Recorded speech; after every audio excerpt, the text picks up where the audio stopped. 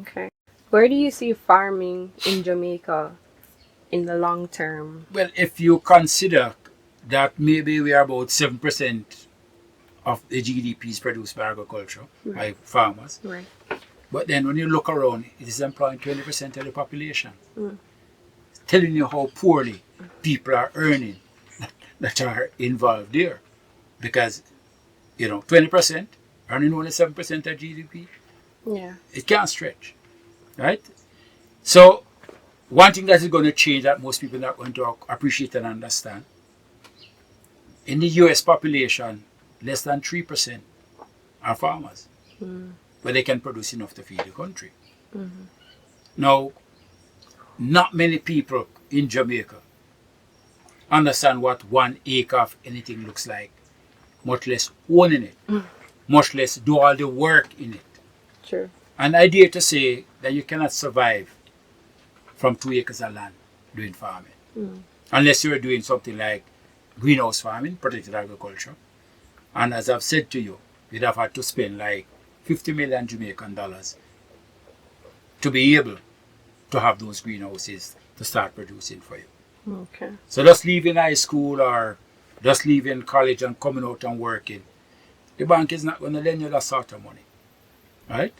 And I remember when greenhouse started becoming popular 2008 to 2010.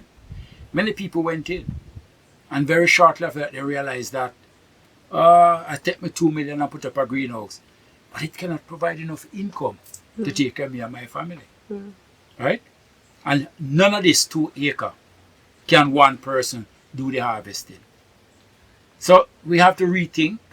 It is a very good practice in the hills of Manchester and other parishes, but I talk about what I know. Mm-hmm. Where they have a serious system. Land clearing, we do it as a group. The land preparation as a group. The planting as a group. So today we work with you, tomorrow you work with me, the next day we go to somebody else's farm because we don't have the capital to pay out. Mm. So I cook, you help me work. Well, you know that's limited to the number of days that is in a month. Right. And we are dependent on rainfall, so you can do so much and no more. Mm-hmm. But that's a very good system. We just need a little more cash to put in it. And of course, the marketing is where the trouble is. Mm. Because you could produce anything, but you must make sure you know where the market is coming from, or where you're going to sell it before you produce it. Because that has been the major mistake of many farmers. Rain start fall April, so we go and plant. Mm. Come September, we go and plant because we're trying to reap our crop for Christmas. Mm-hmm. So if the drought was in the early part of the year and the floods in the later part of the year, he loses twice. Mm. A farmer gets a good crop once every 3 years.